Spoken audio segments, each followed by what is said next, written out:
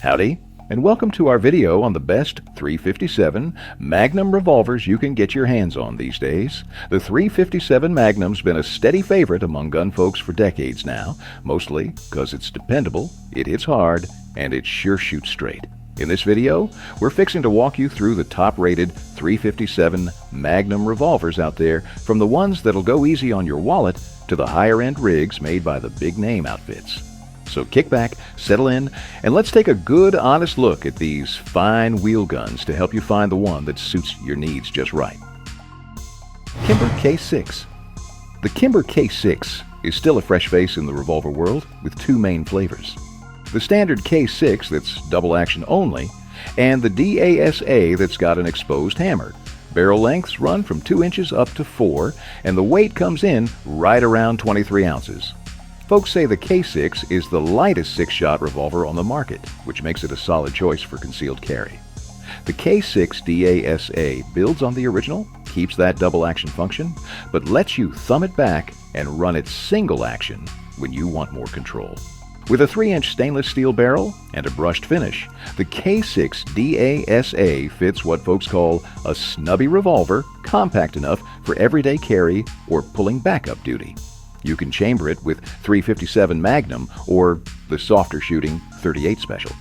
The frame's also stainless with that same brushed look, so it's got a strong, no-nonsense feel, and tips the scales at 25.1 ounces when empty.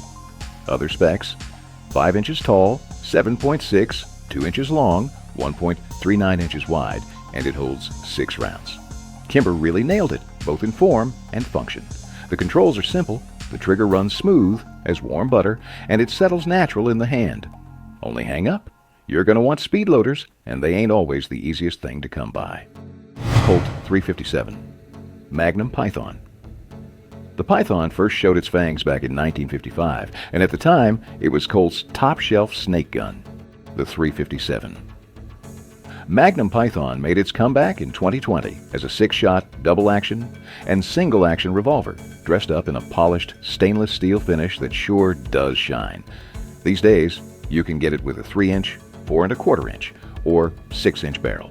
Up top, it's got a vented rib, and underneath, a full underlug to guard that ejection rod. Throw in some match-grade wood grips, and you've got adjustable sights ready for dialing in your shot. The Python's got just the right heft to take the bite out of that 357 recoil, and that slick finish turns heads for sure. Even though it stays close to the old-school Pythons, Colt went and tuned up the internals a bit. A few of the early ones from the new batch needed to head back for some tinkering, so folks on the forums had a few words about that. Way back in the middle of the 20th century, gun scribes used to say the Python was the finest factory revolver ever built, and looking at it, hard to argue. If you're into wheel guns, you gotta lay eyes on one in the flesh. Manurhin MSR 73 Sport. The Manurhin MSR 73 Sport is one of those legendary 6-shooters chambered in 357 Magnum, with barrel lengths running anywhere from 4 to 8 inches and a deep blue finish that catches the light just right. This revolver was first put together for the French police and SWAT crews, and later taken up by the French gendarmerie. The MR-73 earned its name by being both dead-on accurate and built tough as a fence post. It's hand-fitted with real care, comes with a match-grade trigger, and sports a rear sight you can fine-tune with the kind of precision that turns heads. Even though the price tag runs high, most folks who've handled one will tell you plain it might just be the finest 357 Magnum revolver ever built. That kind of craftsmanship don't come cheap, and it sure don't come often. Its strong name has made it a sought-after piece among collectors and serious gun folks alike. Smith & Wesson, Model 6357 Magnum. The Smith & Wesson Model 63. 57 Magnum is both compact and powerful, making it a solid choice for folks looking to carry without much fuss. It's got a 2 1/8 inch underlug barrel and a hammer you can see plain as day. This double-action and single-action stainless steel J-frame revolver sports a front blade and fixed rear sights. The black synthetic grips are tough, but still feel right in the hand. The Smith & Wesson J-frame series has earned its stripes for being simple to run and small enough to carry every day. If you're looking for something reliable for personal defense, it's a real hard one to top. Built with a lightweight aluminum frame and a carbon steel cylinder, it's easy on the belt and doesn't weigh you down. J-frame revolvers come in a good spread of styles too, so you can pick what fits your needs. They shoot straight and don't thump your hand much, which makes them ideal for close-range work. Just don't expect to take one hunting. They don't pack the wallop or reach like the bigger irons do.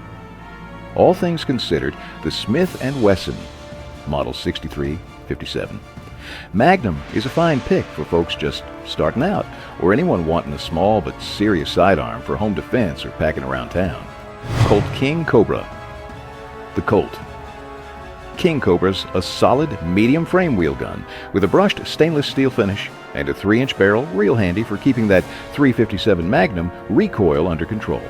It's outfitted with Hogue over-molded rubber grips that make it easy to hang on to and comfortable to run. This 6-shot revolver comes with a fixed rear sight and a brass bead up front for quick target pickup.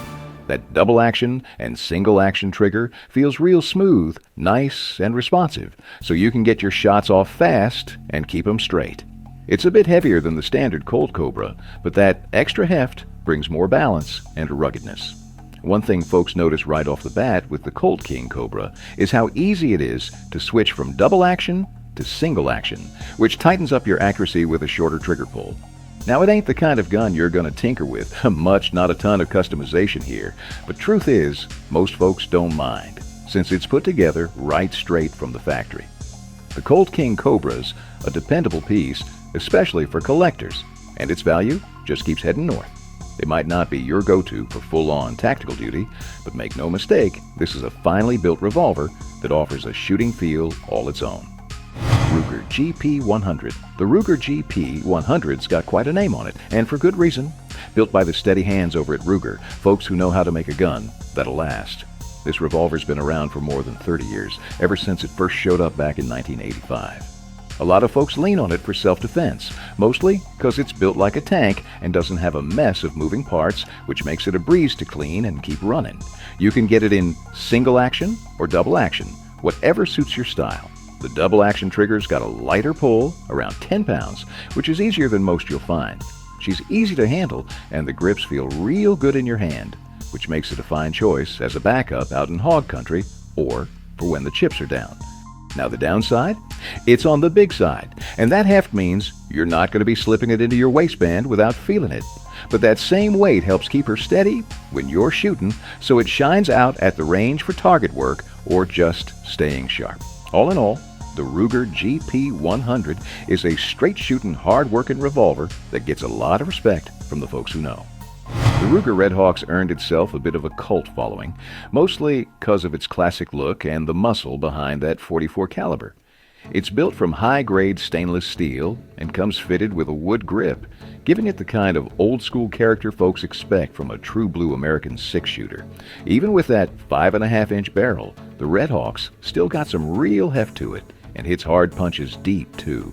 You'd have a tough time busting it, and if push came to shove, you could swing it in close quarters, and it'd hold its own just fine. Another thing, the Redhawk's real friendly to tinkerers. You can swap out the rear sights, throw on a ring, or rig up a scope if you're looking to take it into the woods for big game. That extra weight helps keep it steady with both soft loads and the hotter stuff. The double action trigger's nice and light, with no snags or hiccups. Just steer clear of the light loads she's built for the heavy hitters. Sure, it ain't made for hiding under your shirt, but as a hunting piece or a backcountry companion, it's tough to beat. For the kind of folks who want a rugged, powerful wheel gun they can call their own, the Redhawk's a solid bet. Ruger LCR. Ruger's LCR line holds its ground right near the top when it comes to concealed carry wheel guns. Ruger went with lightweight polymer instead of those high-priced metals like scandium, and that helps keep the weight down without cutting corners. With the exposed hammer, the LCR gives you the option to run it in single action if that's your style. The .357 Magnum version of the LCR sports a barrel just shy of 2 inches 1.87 to be exact, and its frame's got polymer mixed in, keeping the whole thing right at around 17.1 ounces, empty. You still get 5 shots, and that factory double action trigger is about as smooth as they come. Hogue's rubber grips help soak up some of the snap and give you solid control, especially when things get lively. It's a modern take on the revolver hits with authority, yet rides easy in your waistband or coat pocket. You'll want to run full house loads now and again just to stay sharp, but for regular range time, lighter rounds will save your hands some ache and still keep you dialed in.